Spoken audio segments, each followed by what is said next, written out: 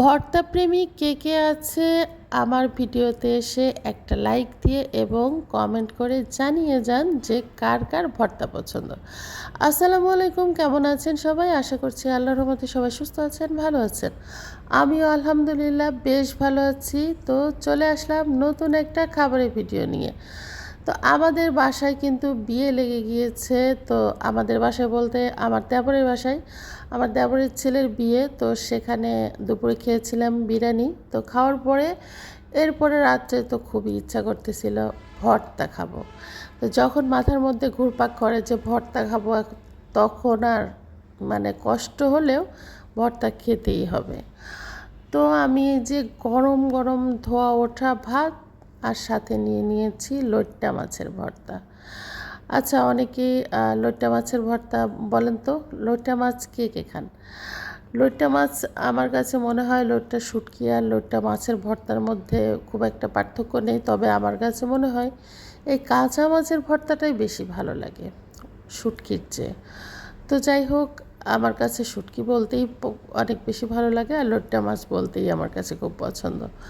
তো খুব তৃপ্তি সহকারে গরম ভাত দিয়ে ভর্তাটা খেয়ে নিলাম। তারপরে এই যে নিয়ে চলে আসলাম আমার আরও প্রিয় একটা ভর্তা, কালিজিরা ভর্তা। তো এই কালিজিরা ভর্তা তো শরীরের উপকারের তো কোনো শেষ নেই, আর তাছাড়া খেতেও কিন্তু অনেক মজা। অনেক বেশি করে রসুন দিয়ে ভর্তাটা বানালে ঠান্ডা লাগলে আর কি খুবই উপকার হয়। তো আমি সেটাই করি, অনেক বেশি করে রসুন দিয়ে কিন্তু ভর্তাটা বানাই। রসুন বা পেঁয়াজ অনেক বেশি করে দিলে পরে ভর্তাটা নরমও হয়। আমি একদমই পানি ব্যবহার করি না কালিজিরা ভর্তায়, তারপরও দেখেন আমার ভর্তাটা কিন্তু অনেক বেশি নরম থাকে, কারণ অনেক বেশি পেঁয়াজ রসুন দিলে সেক্ষেত্রেই কিন্তু ভর্তাটা নরম থাকে, আর তা না হলে শক্ত হয় এবং গলায় আটকানোর সম্ভাবনা থাকে। তো যাই হোক, এই তো মজা করে ভর্তা দুইটা খেয়ে নিলাম। এরপরে নিয়ে নিলাম কই মাছ ভুনা।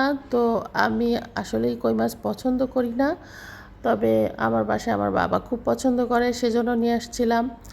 তো রান্না করার সময় অনেক বেশি করে ঝাল দিয়েছিলাম, তো সেজন্য মানে খুব যত্ন করে রান্না করেছিলাম। তো ভাবলাম যে দেখি তো, খেয়ে দেখি কেমন লাগে। তো খেয়ে দেখলাম আসলে অনেক মজা হয়েছিল। মোটামুটি খারাপ লাগেনি আর কি, ভালোই লেগেছে। যেহেতু টমেটো দিয়ে ধনিয়া পাতা দিয়ে সুন্দর শুকনা শুকনা করে একটা ভুনা করেছিলাম, সেই জন্য ভালো লেগেছে। আর তার চেয়ে বড় কথা হচ্ছে যে এগুলা চাষের কই মাছ, যেহেতু মাছটাকে আমি লেবু দিয়ে লবণ দিয়ে অনেক সময় ধরে ধুয়ে নিয়ে তারপরে এই যে গাগুলিকে কিন্তু সুন্দর করে আমি মানে কেচে কেচে নিয়েছি যাতে মশলা ঢুকে, এইভাবে করে এবং অনেক বেশি করে তেল দিয়ে ভেজে ভুনা করে নিয়েছি।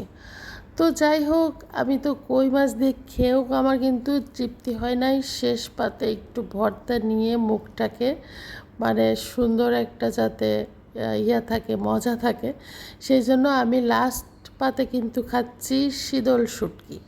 তো এই শীতল শুটকিটা তো অসম্ভব মজার, সেজন্য ভাবলাম যে শেষে খাই, তাহলে পরে বেশি ভালো লাগবে।